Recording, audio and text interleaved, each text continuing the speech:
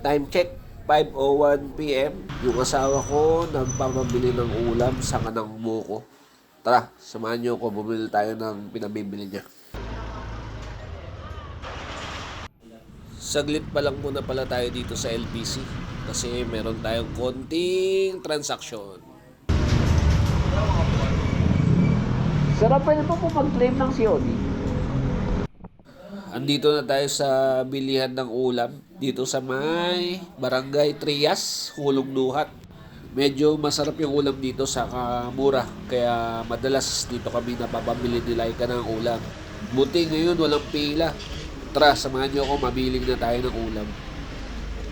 Paksiw na pata, pork steak, parang beef with mushroom yung isa, gulay, adobo, pakbet, tilapia, panset, paksiw na lechon, dinuguan, Bicol Express, giniling with egg.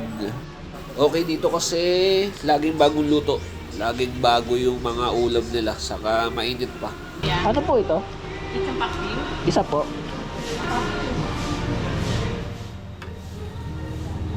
Pati po itong gulay.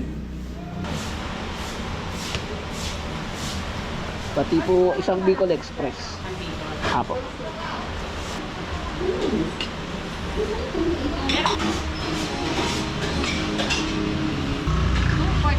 $2.45. 245. Doble natin kuya. Ah, sige po, padoble.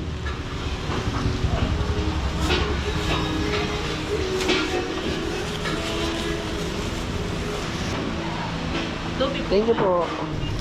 Okay, tapos na tayo sa ulam. Puntahan naman natin yung buko ni Laika. Okay. Andito na tayo sa bukuhan. Okay yung buko dito kasi mura. Buko. Sir, dalawa nga po, maraming sabaw.